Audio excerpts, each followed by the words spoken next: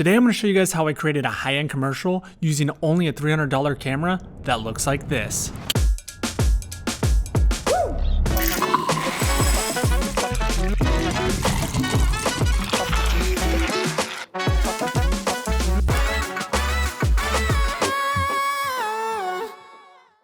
Welcome back, guys. I'm really excited about this tutorial today because today I'm going to show you guys what you can create with only a $290 camera.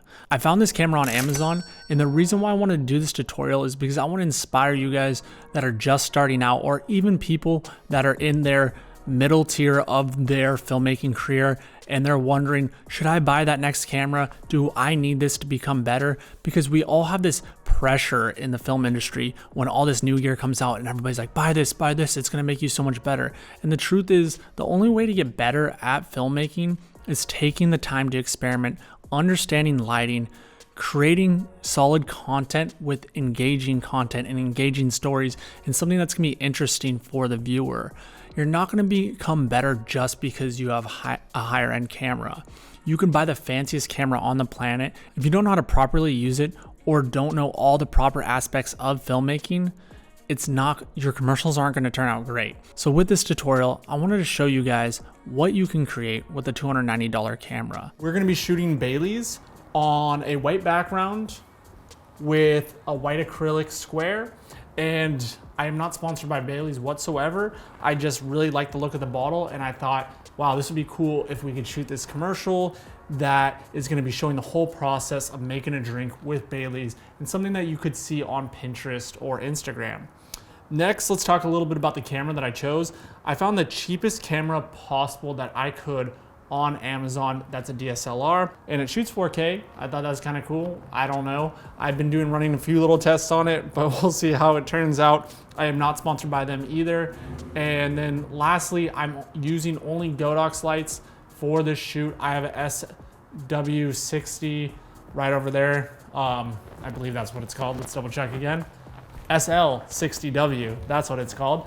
And that's a really reasonably priced light. And then I'm just working with a white Savage backdrop. And then I have Godox's new light tubes in the back. I'm using 3 of them just to evenly light my spot. And then let's dive into the camera a little bit and the setup. And then I'm gonna just kind of run you guys through that. And then we're gonna get our master shot first, or our hero shot, whatever you wanna call it. That's gonna be our last shot, really sell it. We're gonna have the drink completely made right next to the bottle. I had a little bit of a criteria with it because I wanted to make sure it's a DSLR, and mostly because I thought it was gonna have a lens where I could switch from auto to manual and be able to wrap my own focus by hand. Sadly found out that it doesn't. It is a built-in lens, but it is a 24 to 1100 millimeter lens. I always tell people the best camera, because people ask me what the best camera is, I always tell people the best camera is a camera that you know how to use, and that is not the case for this. I've been fumbling around trying to figure out the settings for it, but even so, I've practiced a little bit enough with it that I think we can pull off an amazing image. And I believe if you know how to set up your lighting properly and you have an engaging story, you really don't need an expensive camera. Yes, there are benefits to expensive cameras, but you really don't need an expensive camera when you're starting out and trying to get a professional look for your commercials. Now I'm gonna start making the drink. And to make the drink, I wanted to use a clear glass because I wanted to use a clear mug because I want to be able to see it in there. You're trying to sell the product, so it's important that you can see what's inside. And so I'm using a clear mug. But the first thing I wanted to do is I wanted to make sure that I have microfiber cloth gloves on because I don't want to get fingerprints. And then I want to make sure this is clean because I can see marks in it, and you don't want fingerprints on your glass. So I'm just going to take some Windex. You can use any kind of glass cleaner. And then I'm just going to take a microfiber cloth and just start cleaning it profusely until I'm happy with the way it looks. And then I'm going to take the coffee. This is pre-creamed coffee because I don't want to open my Baileys yet. We're just gonna pour enough in there. And I am not a food stylist by any means. We're gonna try our best in life. So we're just gonna pour that up so we get a good amount. And then we're just gonna leave enough room for the whipped cream. But instead of whipped cream, we're gonna be using shaving cream. And the reason why is because when you're doing long shots whipped cream is gonna dissolve. Whipped cream is gonna dissolve and eventually you're gonna lose your pretty shot. But if you use shaving cream, it's gonna last for a very long time. So let's do it. We're gonna try our best here. Ooh, looking good, huh? I'm pretty impressed. We got chocolate powder. I'm gonna take the ooh. The chocolate powder almost landed in the shaving cream. That would have been bad. All right, so I got the chocolate powder and then I got a sifter. So I'm just gonna pour a little bit of chocolate powder in here because I want the sprinkle look. Beautiful, and voila. The world of filmmaking has changed. Filmmakers can now create commercial style content in the comfort of their own home, and this course will show you how.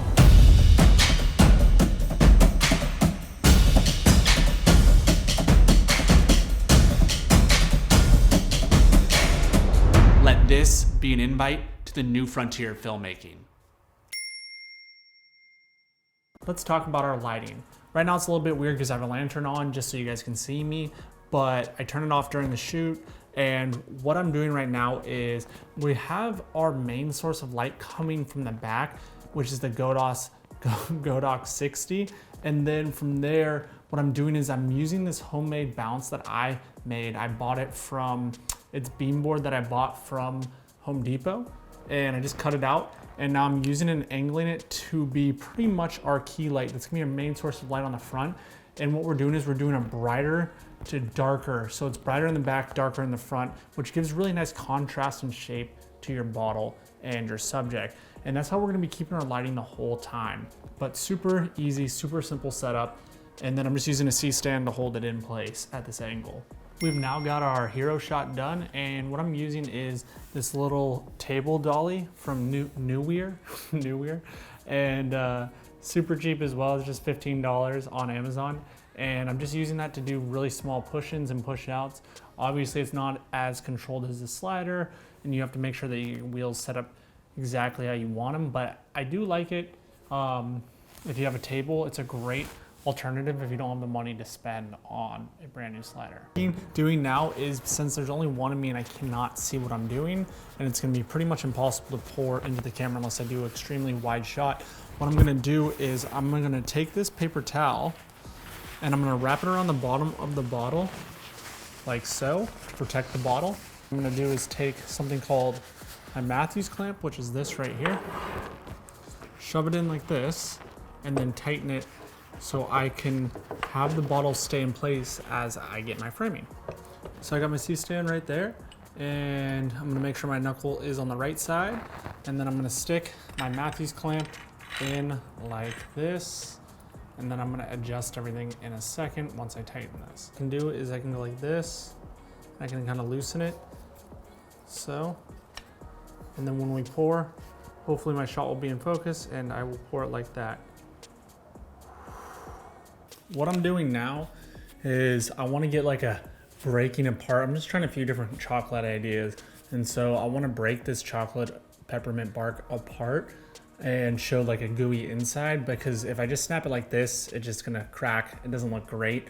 So I'm gonna take this torch, heat up just the back, and then perfectly break it apart so you can see the nice gooey inside, and it looks really nice. So let's get this set up. Just gonna make sure you don't burn your fingers. Just gonna do a nice line right here. What's nice about this is you can kind of see as you're doing it. My first camera when I started my career was a GoPro. Nobody starts out with high-end gear. You build towards that. I shot with that GoPro for as long as I could, and then once I started making money from clients, then I bought a Canon T5i, and then from there a Sony a7S II. But you build and then you add in gear as you go, and you understand filmmaking more and more, and when money starts coming in, then you spend the money on the gear. You don't need to always be buying new gear just because something's coming out. And I wanted to talk about this because I know Christmas is right around the corner, and I just want to inspire you guys to create with what you have and see if you can push the boundaries of what you can do with the gear that you have and not feel like you need to be pressured to be buying new gear. I hope you guys enjoyed this tutorial. This was a lot of fun to make. If you guys haven't checked out my product video course yet, Don't sleep on it. I promise you, you can learn so much more than just what I'm teaching you guys on these YouTube tutorials. The link to my product video course is in the bio below, and you can learn how to make money from home just like me creating product videos. Please like, share, comment, subscribe, and until next time.